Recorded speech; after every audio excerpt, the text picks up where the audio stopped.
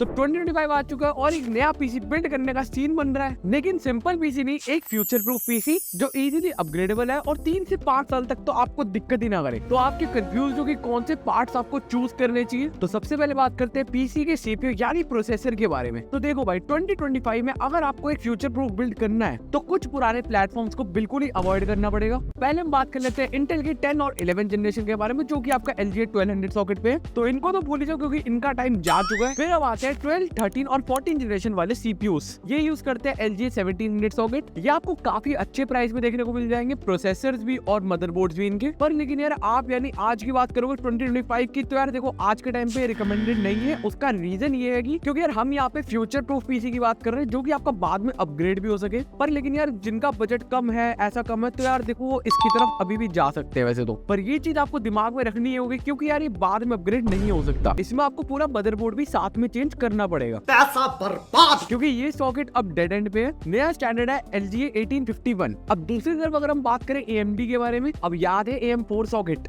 It was perfect, everything. जो Ryzen 1000 series से लेके 5000 सीरीज तक चला, बहुत साल तक ये सपोर्ट हुआ। पर लेकिन अगर हम आज के टाइम पे बात करें तो AM4 सॉकेट भी रिकमेंडेड नहीं है, क्योंकि हम यहाँ पे फ्यूचर प्रूफ बिल्ड की बात कर रहे हैं। अब यहाँ पे हम बात करते हैं क्योंकि ये DDR4 रैम और पुराने PCI स्टैंडर्ड यूज करता है। लेटेस्ट की बात करें तो 7000 सीरीज और 9000 सीरीज इसमें नहीं चलेंगे, और DDR5 PCI 5.0 का सपोर्ट भी नहीं है। तो फ्यूचर अपग्रेड का स्कोप खत्म यहीं पे। तो अभी यहाँ पे लेटेस्ट की बात अगर हम कर रहे हैं तो लेटेस्ट में तो इंटेल के पास है 1851 सॉकेट कोर अल्ट्रा 200 सीरीज के लिए, और AMD के पास है AM5 सॉकेट जो कि आपका Ryzen 7000 सीरीज, 8000 सीरीज और 9000 सीरीज के लिए। तो यहाँ पे एक मेजर पॉइंट है सॉकेट की लाइफ। तो AMD ने कहा कि AM5 सॉकेट आपका 2027 तक सपोर्ट करेंगे। अब इसका मतलब ये है कि फ्यूचर में आप सीपीयूज अपग्रेड कर सकते हो AMD में। यहाँ पे हम परफॉर्मेंस की बात करें अगर, गेमिंग के नाम पे अभी भी AMD के X3D सीपीयूज हैं, जैसे कि Ryzen 7 9800 X3D या फिर टॉप एंड 9950 X3D। कैश इतना कि गेम स्मूथ चलती है, एडिटिंग, रेंडरिंग और मल्टीटास्किंग के लिए ज्यादा कोर्स चाहिए तो यहाँ पे Ryzen 9 9950X और Intel Core Ultra 9 285 के दोनों तगड़े कंटेंडर्स हैं। तो अब हम आते हैं मदरबोर्ड पे। पीसी की फाउंडेशन सब कुछ इसी से जुड़ता है। सबसे पहला रूल, सीपीयू का सॉकेट और मदरबोर्ड का सॉकेट आपस में मैच होना चाहिए। बच्चों वाली भाषा में समझाना पड़ रहा थोड़ा सा, पर ठीक है कोई बात नहीं। अच्छा हमको सिखा रिया है। अब मेरी बात काफी लोगों को नहीं पता होता ना, तो इस वजह से यार थोड़ा एक्सप्लेन करके चलना पड़ता है। मालूम है तेरे बाप को मत सिखा। जैसे कि AM5 सीपीयू के लिए AM5 मदरबोर्ड आपको देखना है, और इंटेल की बात करें तो LGA 1851 में आपको LGA 1851 सॉकेट वाला मदरबोर्ड देखना है। फिर आता है चिपसेट। इससे आपका मेनली ये डिसाइड होता है कि आपको फीचर्स क्या क्या मिलने वाले हैं। इंटेल में Z890 सबसे पावरफुल ओवरक्लॉकिंग वाला, B860 मिड रेंज में मान लो इसे आप, पर सॉलिड फीचर्स के साथ आता है। H810 की बात करें तो बेसिक बजट वाले। अगर हम AMD में बात करें दूसरी साइड में X870E और X670E, ये आपके टॉप हो गए भर के फीचर्स। फुल PCI 5.0 का सपोर्ट आपको मिलेगा। B850 और B650E, इसको आप देखो वैल्यू फॉर मनी मान सकते हो। इसमें आपको PCI 5.0 का सपोर्ट मिल जाएगा। और बात करें A620 की तो ये एंट्री लेवल में आप इसको मानो। अब ये चीज बात करते हैं फ्यूचर प्रूफ बिल्ड के लिए क्या इंपॉर्टेंट है। PCI 5.0 वाला होना चाहिए। अब एक और चीज जो लोग इग्नोर करते हैं, VRM। अगर तगड़ा CPU जैसे कि Ryzen 9 Core Ultra 9 लगा रहे हो तो फिर अच्छी क्वालिटी वाला VRM वाला बोर्ड लेना आपको जरूरी है, वरना आपका CPU फुल पावर में नहीं चलेगा या फिर सिस्टम अनस्टेबल होगा। बेसिकली VRAM CPU को क्लीन और स्टेबल पावर देता है। अच्छी हीटसिंक वाली VRM देखो। कनेक्टिविटी भी चेक करना, लेटेस्ट USB पोर्ट्स, Type-C वगैरह, और हाँ साइज भी मैटर करता है। समझ रहे हो?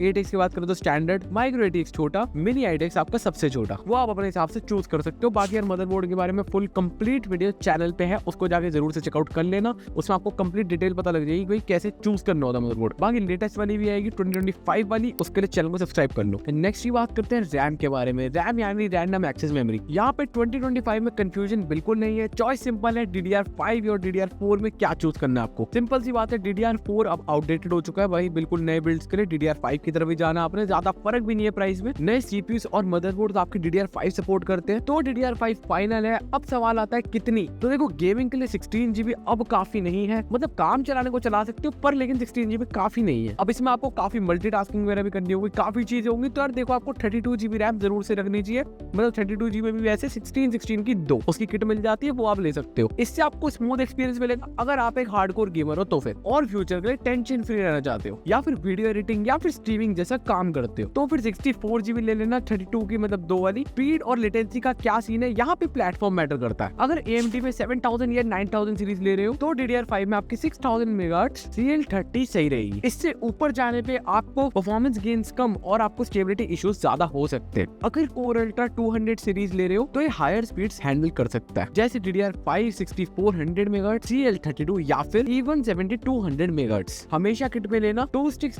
ताकि आपको डुअल चैनल परफॉर्मेंस मिले। अब बात करते हैं हम स्टोरेज के बारे में, यानी आपकी गेम्स, फाइल और OS कहाँ पे रहेंगे, स्पीड वगैरह के लिए और भी काफी कुछ। कैपेसिटी कितनी है, 500 GB अब कम पड़ती है, बाद में आकर आप रिग्रेट करोगे, तो इसलिए 1 TB तो आप लेके ही चलो। और अच्छी बात ये रहेगी अगर आप 2 TB की तरफ जाओ, इसमें आपको OS वगैरह सब कुछ, आपका स्टोरेज वगैरह सब कुछ आप कर सकते हो और आपको काफी ज्यादा बेनिफिट रहेगा इसमें। अगर आप वीडियो एडिटर हो या फिर और भी काफी ऐसी चीज रखते हो इसमें आपको स्टोरेज की जरूरत पड़ती है तो 4 TB आप जरूर से ले सकते हो। अब वैसे भी प्राइसेस काफी कम हो गए हैं। अब बड़े सवाल की बात करते हैं, PCI 4.0 या फिर PCI 5.0। PCI 5.0 ड्राइव की स्पीड जबरदस्त है, 10,000 MB/s से भी ऊपर, लेकिन सच बताऊं तो फिर गेमिंग में लोड टाइम का difference high and PCI 4.0 drive जो 7000 MB/s देते हैं से अभी नेग्लिजिबल है। हाँ, फ्यूचर में डायरेक्ट स्टोरेज जैसे टेक्स्ट से शायद फर्क पड़े, तो वैल्यू फॉर मनी के लिए एक अच्छा PCI 4.0 NVMe SSD best choice है प्राइमरी ड्राइव के लिए, जैसे WD Black SN850X, Samsung 990 Pro, Crucial T500। अब इसके बारे में एक डिटेल वीडियो आपको चैनल पे मिल जाएगी और आपका डिटेल में आपको समझना है तो वहां जाकर आप देख सकते हो। और अब गेमिंग का सबसे इंपॉर्टेंट पार्ट, GPU यानी ग्राफिक्स कार्ड। इसके बिना गेमिंग क्या ही करोगे। अब 2025 में आपको 50 सीरीज और आपके AMD में 9000 सीरीज देखने को मिल रहे हैं। बेटर परफॉर्मेंस कौन सा है, अभी तो RTX 5090 सबसे ज्यादा पावरफुल है, बट प्राइस की भी बात कर रहे हैं हम तो अब उसके बाद अपना 58 TB आ जाता है जो कि आप मिड रेंज में मार सकते हो, पर मिड में भी काफी अच्छा कार्ड है। AMD का 9070 XT और Nvidia का अपना 5070 Ti काफी क्लोज है और 9070 आपको काफी बार में बेटर वैल्यू ऑफर करता है। अब आपके लिए कौन सा सही है, 1440p गेमिंग जो कि अब मेन स्ट्रीम है, RTX 5070 5070 Ti, RX 9070 XT बढ़िया ऑप्शंस है। 4K गेमिंग के लिए पावर चाहिए, RTX 5080 और RTX 5090 सही है। बात करें यहाँ पे अगर हम VRAMs के बारे में, 1080p के लिए 8 GB ठीक है, लेकिन 1440p की अगर हम यहाँ पे बात करें तो हाई अल्ट्रा सेटिंग्स के लिए 12 GB भी अब कम पड़ रही है। अब फ्यूचर प्रूफ रहने के लिए 16 GB यहाँ पे आप जरूर से कंसिडर कर सकते हो। 4K के लिए तो आपको मिनिमम 16 GB चाहिए ही, और 24 GB जैसे कि RTX 4090 और RX 7900 XTX या फिर 32 GB 5090। क्या बोलूं मैं इस पे, क्या बोलूं क्या अब मैं इस पे। बेस्ट है स्मूथ एक्सपीरियंस के लिए। अब GPU के बारे में भी इन डिटेल्ड वीडियो हमारे चैनल पे ऑलरेडी है, वहां पे जाके आप चेकआउट कर सकते हो। बात करें अगर पावर सप्लाई यूनिट की जो कि है PSU,